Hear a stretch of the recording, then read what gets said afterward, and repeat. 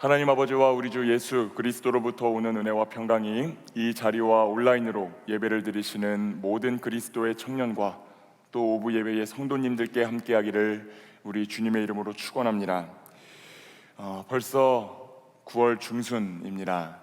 새벽과 밤으로 선선한 바람이 불어오고 이제 낮에도 어느 정도 걸을 만한 걸 보니 머자라 완연한 가을이 올 것 같습니다. 보통 그렇게 계절이 바뀌는 환절기 땐 감기에 많이 걸리곤 합니다. 갑작스러운 변화에 몸이 반응하는데 어려움을 겪는 거죠. 건강을 좀 잘 챙기시고 몸과 마음을 평안하게 하시어 계절을 비롯해 많은 것들이 변해가는 이 시기에 감기 걸리지 마시고 영적인 감기도 걸리지 마시고 부디 건강하게 잘 지내시기를 축복합니다. 지난주 말씀을 나누며 누군가와 함께 걷기 위해 노력하는 삶을 살면 좋겠다라고 말씀을 드렸습니다. 어떻게 좀 걸어보시기 위해 노력하셨나요? 네, 저도 저의 삶 속에서 누군가와 함께 걷기 위해 나름의 노력을 하며 한 주를 보냈습니다. 그리고 산책을 할 때는 그냥 혼자 걸었습니다. 점심을 먹고 잠깐 낮에도 좀 걸어보고 해가 지는 저녁에도 잠깐 나가서 걸어보며 최근에는 정말로 많이 여기저기로 활보하며 다니는 그런 시기를 보내고 있는 것 같습니다. 그런데 얼마 전 저녁에 걷다가 한번 흠칫 놀란 적이 있습니다. 저의 키보다도 훨씬 더 긴 저의 그림자를 문득 보게 되었기 때문입니다. 그때 문득 그런 생각이 들었습니다. 맞네. 우리 모두는 그림자가 있는 인생들이지. 태양이 가장 높을 때 빛이 가득한 낮에는 그 그림자가 짧아서 인식하지 못하지만 해가 저물어 갈 때 빛이 사그러져 가는 순간에는 더욱 길게 그 어두운 그림자를 여실히 드러내는 인생들이지. 그런 생각을 해보았습니다. 아마 우리가 누군가와 함께 걸을 때 놀라는 순간들이 생기는 이유는 서로의 모습에서 보이는 그 그림자 때문이 아닐까 싶습니다. 평소에는 보이지 않다가도 그 안에서 말씀의 빛, 기도의 빛, 찬양의 빛이 사그러져 가는 그 순간엔 갑자기 길고 더 어두운 그 그림자를 내비칠 때가 있다라고 하는 겁니다. 내가 타인에게 그럴 때도 있고요, 타인이 나를 향해 그렇게 할 때도 있습니다. 참 좋다가도 금방 실증을 내고 엄청 웃다가 또 울고 사랑하다가도 증오하고 인내하다가도 한순간의 감정을 주체하지 못하고 터뜨리는 그 양면성을 가진 존재가 바로 우리라는 사실입니다. 그래서 우리는 함께 걷다 보면 놀라고 당혹스러움을 감추지 못할 때도 있고 어떨 땐 내가 알던 사람이 아니네라고 말하며 그 관계에서 어려움을 겪고 그것을 부정하기도 합니다. 오늘 우리가 읽은 본문은 우리가 익히 알고 있는 세리장 삭개오의 이야기입니다. 그런데 오늘 본문 직전에 나오는 누가복음 18장 35절에서 43절의 말씀을 보면 예수님이 맹인의 눈을 열어서 앞을 보게 해주셨던 그 이야기가 기록되어 있습니다. 이 두 이야기의 배경은 예수님이 십자가를 지시기 위해 여리고라고 하는 그 마을에 들리셨을 때 일어났던 일들을 담고 있습니다. 예수님이 이 여리고라는 마을로 들어가실 때는 누가복음 18장에 나오는 맹인의 이야기가 기록되어 있고 이 여리고를 통과하셔서 나오려고 하실 때는 세리장 삭개오의 이야기가 기록되어 있습니다. 그러니 이 두 개의 이야기를 종합을 해보면 여리고의 인생들을 만나신 예수님의 이야기이며 양면성을 가지고 살아가는 신앙인을 대하시는 주님의 마음이 어떠한가에 대해서 가르쳐주는 본문이다라고 할 수 있겠습니다. 먼저 맹인의 이야기, 다음으로 삭개오의 이야기를 살펴보려고 합니다. 다 함께 누가복음 18장 35절에서 36절의 말씀 한번 읽어보도록 하겠습니다. 여리고에 가까이 가셨을 때에 한 맹인이 길가에 앉아 구걸하다가 무리가 지나감을 듣고 이 무슨 일이냐고 물은데 먼저 이 이야기는 눈먼 거린 한 명이 길가에 앉아 있다가 무리가 지나감을 들었다라는 말로 시작합니다. 고대 중동에서는 중요한 손님이 오면 동네 사람들이 마을로부터 상당히 멀리까지 나가서 그 손님을 맞이한 다음에 그를 애워싸고 마을까지 모시고 오는 풍습이 있었다라고 합니다. 아마 여리고 사람들도 수많은 기적을 일으키셨던 그 예수님이 오신다고 하니까 수많은 무리가 일어나서 예수님을 영접했던 것 같습니다. 그리고 그들은 아마 유명한 선생님을 위해 당시의 관습에 따라 큰 잔치를 베풀어 놓고 그 선생님을 기다렸을 확률이 높습니다. 이 무리의 소리를 들은 눈먼 맹인이 무슨 일이 일어나고 있는지를 묻습니다. 군중은 그 손님이 바로 나사렛 예수라고 말해줍니다. 그러자 그 맹인은 소리를 높여 예수님을 간절히 찾습니다. 다윗의 자손 예수여, 나를 불쌍히 여기소서. 그러자 주변 사람들의 꾸지람이 들려옵니다. 조용히 하라라고 하는 음성이 들려옵니다. 당시 사람들은 그 병에 걸림의 원인을 죄의 결과로 이해했기 때문입니다. 하나님께 죄를 지어 맹인이 된 주제에 우리 마을에 방문한 귀인한테 더 이상 질척거리지 말아라 라고 마을 사람들이 맹인을 혼낸 것입니다. 그러나 맹인은 더 큰 목소리로 한 번 더 예수님을 부릅니다. 그러자 예수님은 그 눈먼 거린을 데려오라고 말씀하십니다. 그리고 물어보십니다. 내가 네게 무엇을 해주기를 원하느냐? 이 질문에 맹인이 대답합니다. 주여, 보기를 원합니다. 그는 예수님을 자신의 인생을 책임질 수 있는 주님으로 부르며 볼 수 있기를 간구합니다. 그러자 예수님이 그 맹인을 향하여 선포를 해주시는데, 다 함께 누가복음 18장 42절에서 43절의 말씀 한번 읽어보도록 하겠습니다. 예수께서 그에게 이르시되 보라, 네 믿음이 너를 구원하였느니라 하시매 곧 보게 되어 하나님께 영광을 돌리며 예수를 따르니 백성이 다 이를 보고 하나님을 찬양하니라. 아멘. 예수님이 선포해 주셨을 때 그의 눈이 열리게 되었고 모든 것을 환하게 보게 되었습니다. 그리고 그 자리에서 하나님께 영광을 올려드리며 십자가를 지기 위해 내려가시는 그 길에서 예수님을 따르는 제자가 되었다라고 성경이 기록합니다. 이 맹인은 누구를 의미할까요? 먼저 이 맹인은 당시 사회에서 그리고 사람들로부터 억압받는 자를 상징합니다. 육신적으로 고칠 수 없는 병을 앓았던 사람, 그러나 단순히 육신의 질병뿐만 아니라 어두움과 흑암에 사로잡힌 채 한 명의 신앙인으로서 하나님을 위해 살지 못하는, 다시 말해 사명을 감당할 힘도 없고 감당할 수도 없는, 육신뿐만이 아니라 영적으로도 갈 길을 찾지 못한 채 어두움 속에서 헤맸던 사람이 바로 이 맹인이었다라고 하는 것이지요. 그러나 흑암 속에서 헤매던 맹인이 예수님을 보지 못하고 있던 그 순간에도 예수님이 이 눈먼 맹인을 먼저 보시는 것을 우리가 볼 수 있습니다. 그리고 긍휼과 자비를 베풀어 주십니다. 그 결과 어떤 것도 보지 못하는 맹인이 앞을 보고 더 나아가 영적인 눈도 뜨이게 되어서 그 길에서 예수님을 따르는 제자가 되기까지 했다라고 하는 것을 우리는 보게 되는 것이지요.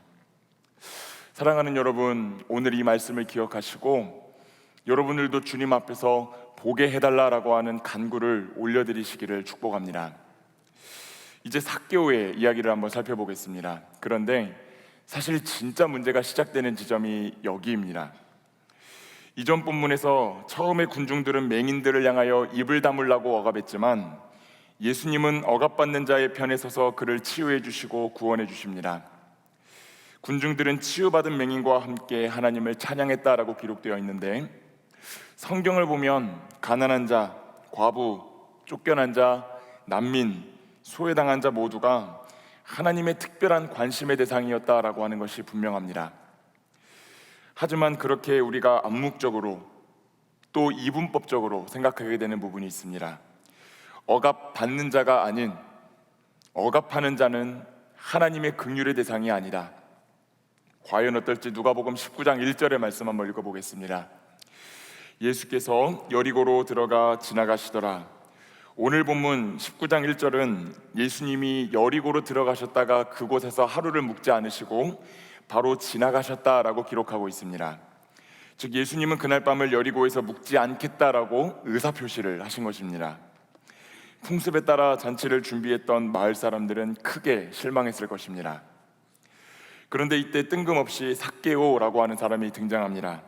누가복음 19장 2절을 보면 이 삭개오는 세리였고 부자였다라고 기록합니다. 예수님이 사역하실 당시에 유대는 로마라고 하는 나라의 지배를 받고 있었습니다. 당시 세리들은 동족 유대인들의 세금을 거두어 로마에 바쳤던 사람들입니다. 그런데 로마에 바쳐야 하는 정해진 세금을 정확하게 아는 사람은 세리밖에 없었고, 이에 세리들은 정해진 세금보다 더 큰 금액을 거두어서 정해진 과세는 로마에 바치고 그 나머지 금액은 자신들이 착복하는 악행을 저질렀던 사람들입니다. 그래서 랍비 문헌이나 신약 성경을 보면 세리들은 경멸의 대상이었고 그의 가족들까지 부정하다라고 여겨졌습니다. 당연히 그 집안에 있는 음식이나 다른 가구들까지도, 모든 기물들까지도 부정한 것으로 간주되었습니다. 마을 사람들은 로마의 빌부터 기생하고 불을 쌓는 세리들을 증오했습니다. 삭개오는 그 세리 중 우두머리였던 세리장이었다라고 기록합니다. 그런데 무슨 일인지 모르겠지만 이 삭개오는 예수님을 만나고 싶어 했습니다. 그런데 그에게는 약점이 있었지요. 무슨 약점이 있었을까요?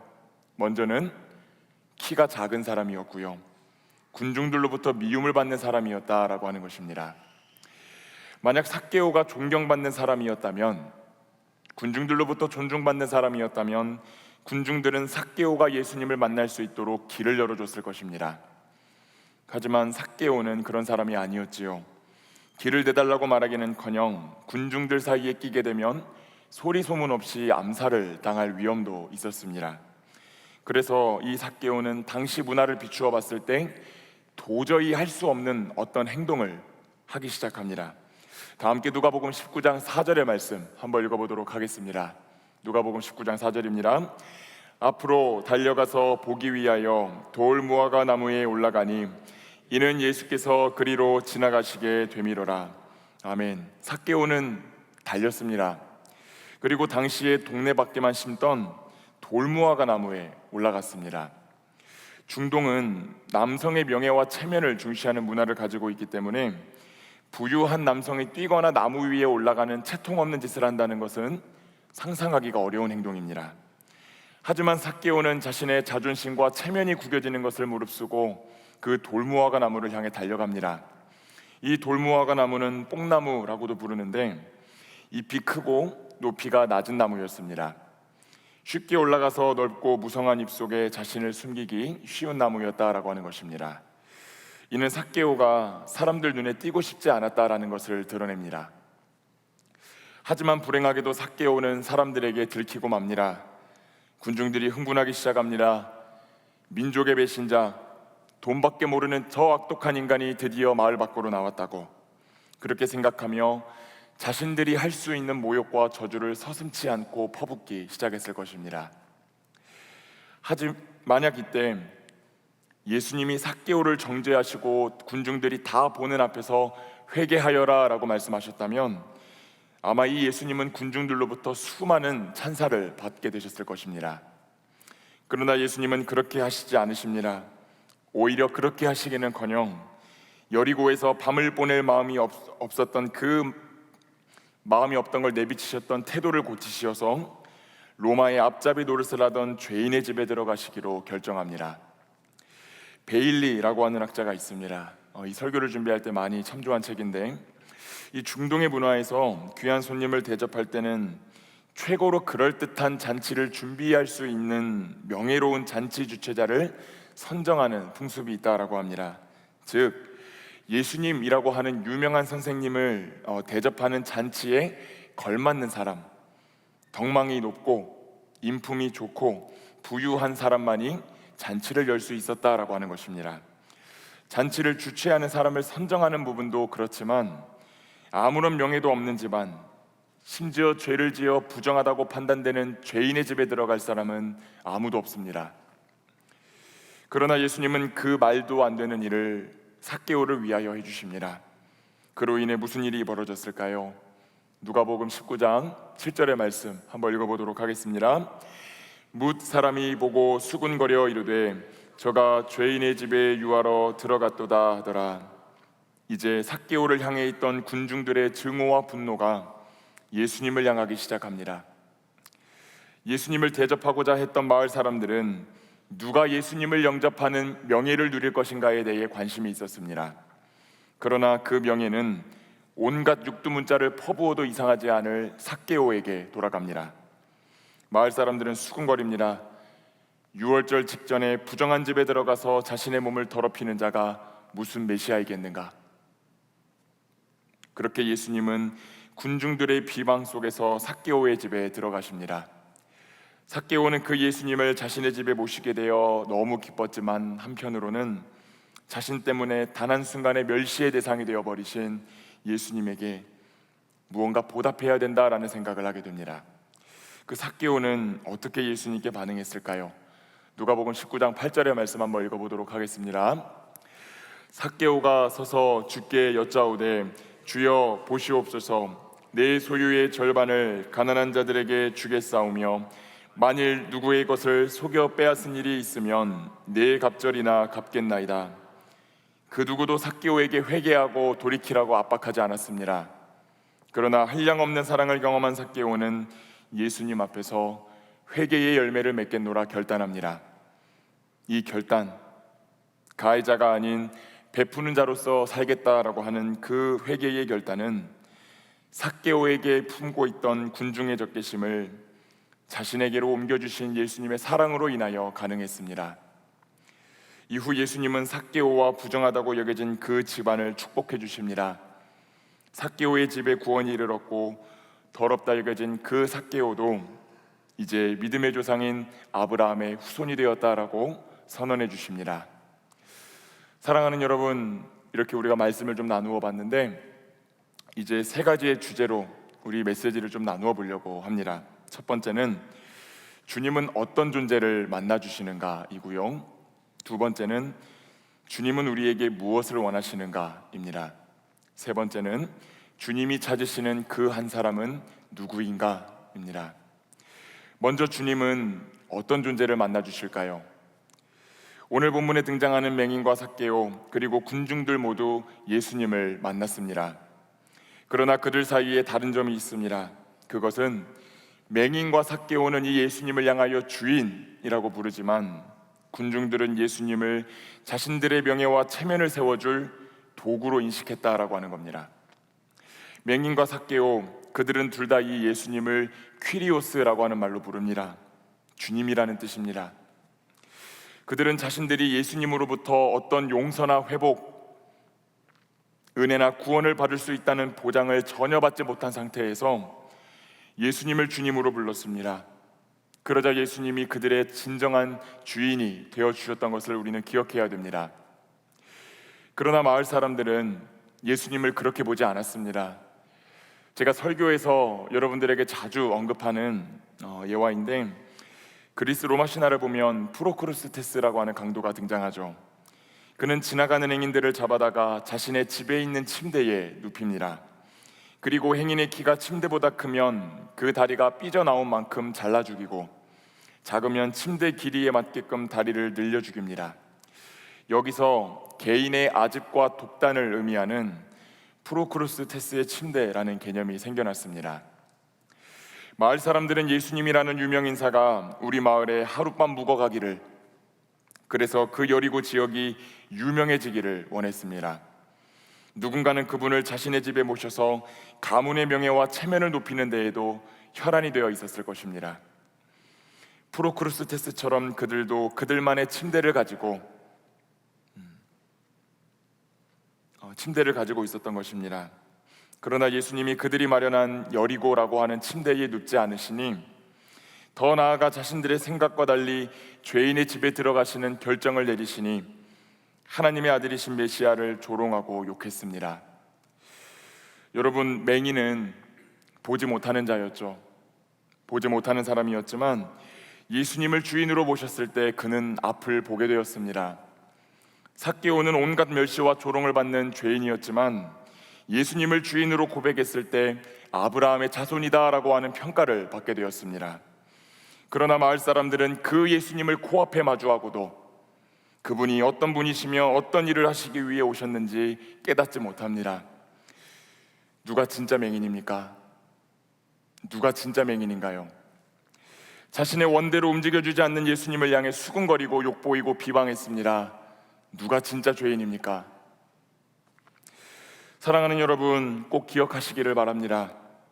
내가 교회를 다니고 있고 섬김과 봉사의 자리를 감당하며 주님을 사랑한다고 입술로는 고백할지 몰라도 그 예수님을 주인이 아니라 나를 위한 도구 삼아 사는 삶은 소망이 없는 삶입니다.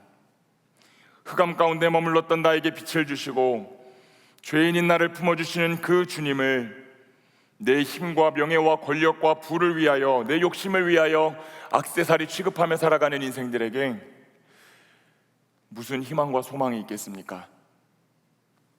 그러나 누군가 보기에 희망과 소망이 끊어진 삶이라 할지라도 예수님을 그 삶의 주인으로 고백하고 엎드리는 인생에는 새로운 소망이 시작되는 줄로 믿습니다.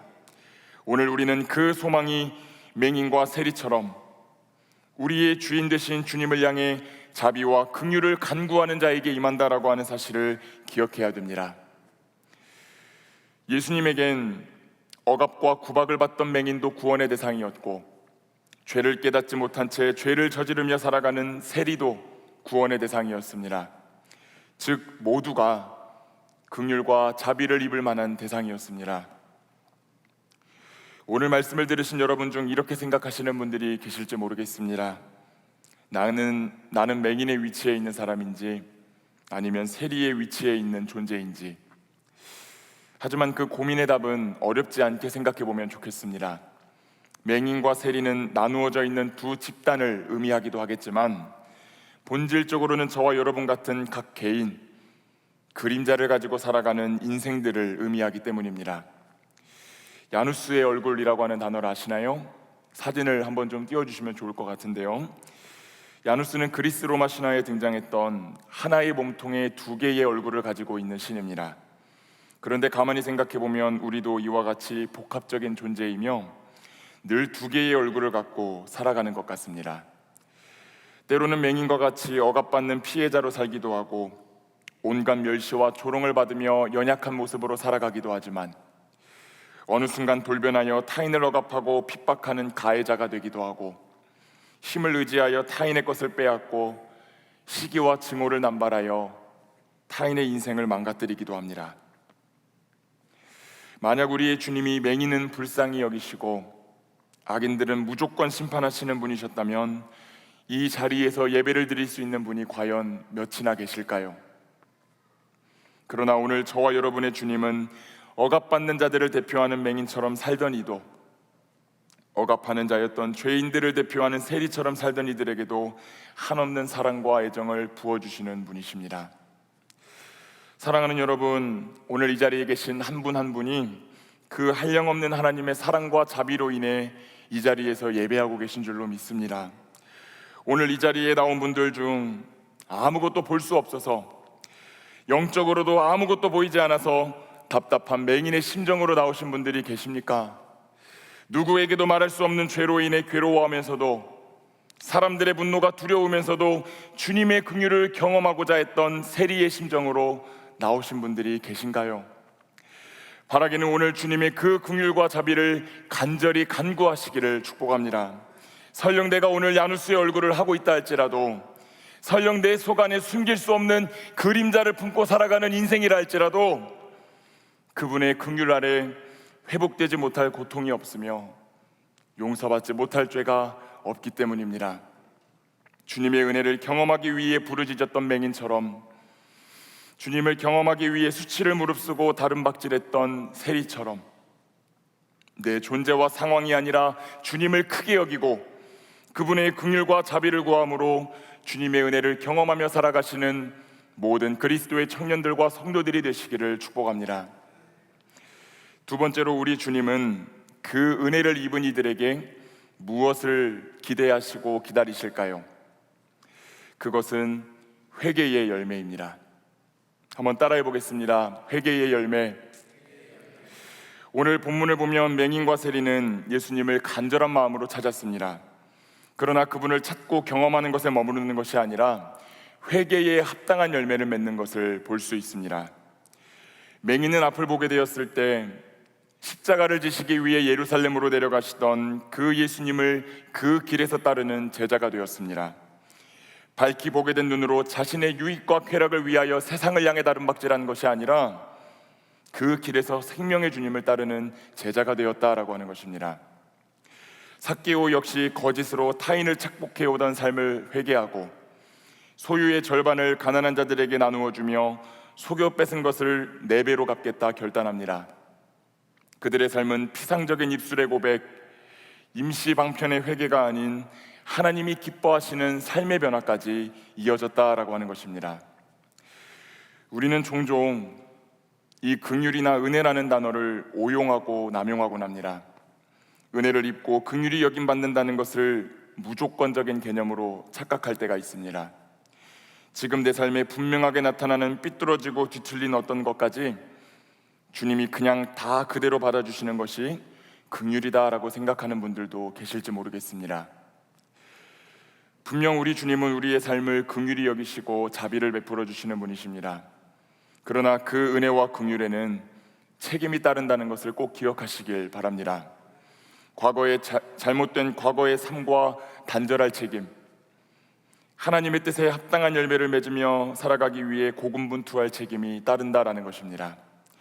책임이 없는 신앙은 거짓 회개, 싸구려 은혜, 양심 없는 신앙인을 양산할 뿐입니다. 그러니 사랑하는 여러분, 오늘 주님의 긍휼을 간구하실 때 반드시 꼭 이렇게 함께 기도하시기를 축복합니다. 주님, 제가 바뀌기를 소망합니다. 내가 이제는 좀 변화해 보기를 소망합니다. 이전과 같이 살지 않겠습니다. 회개할 수 있는 용기와 담대함을 더하여 주셔서 하나님 앞에 회개의 열매를 맺게 하여 주시고 다시 달릴 수 있도록 성령의 충만함을 더하여 주시옵소서. 그렇게 기도하시며 나아가는 모든 분들이 되시기를 바랍니다. 회개에 합당한 열매를 맺는 신앙인으로 살아가는 청년들과 성도들이 꼭 되시기를 주님의 이름으로 축복합니다. 마지막 3번째로 우리 주님은 이런 사람을 찾으십니다. 바로 긍휼과 자비로 가득 차 있는 그 주님의 심장을 가진 그 한 사람을 찾으십니다. 오늘 본문은 아니지만 마태복음 18장 21절에서 35절에 나와 있는 비유 하나를 들려드리겠습니다. 용서할 줄 모르는 종의 비유라는 이름이 붙은 비유입니다. 그 이야기에는 한 명의 임금이 등장합니다. 그리고 그 종은 임금에게 1만 달란트의 빚을 졌습니다. 1달란트가 6,000데나리온이고 1데나리온이 일용직 노동자의 하루 품삯입니다. 그러니 하루 품삯을 10만 원으로 잡았을 때 이 1만 달란트라고 하는 돈은 6조에 해당하는 돈입니다. 여러분 다 놀라진 않으시네요.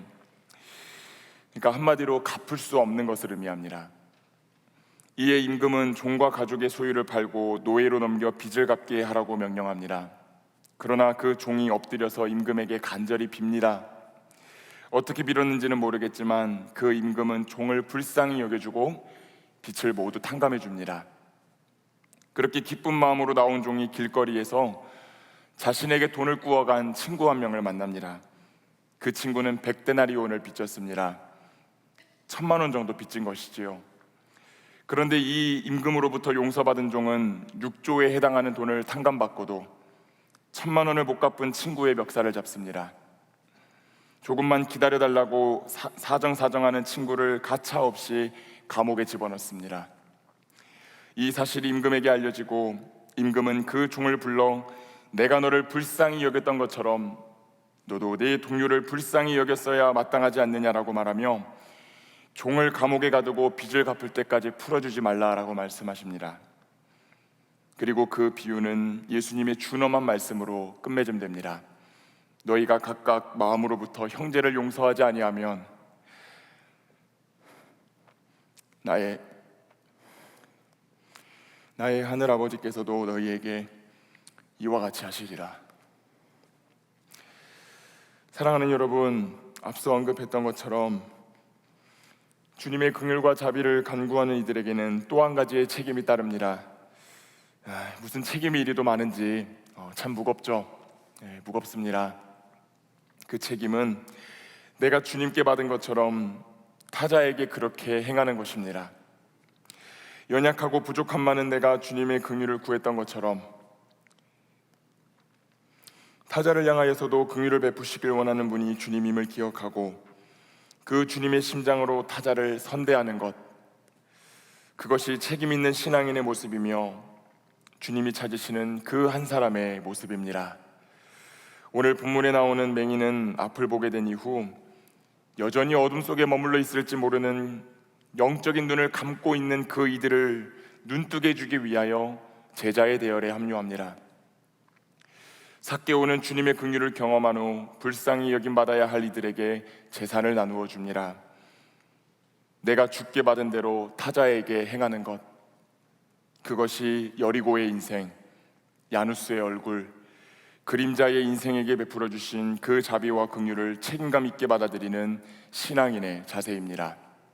그 주님의 심장을 품고 타자를 긍휼히 여기고 선대하는 삶을 살아가는 그리스도의 청년들과 성도들이 되시기를 축복합니다.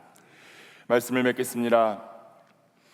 사랑하는 여러분, 오늘 자비와 긍휼의 주님께서 말씀을 통해 여리고의 인생, 야누스의 얼굴, 그림자의 인생을 살고 있던 우리에게 이렇게 질문하십니다.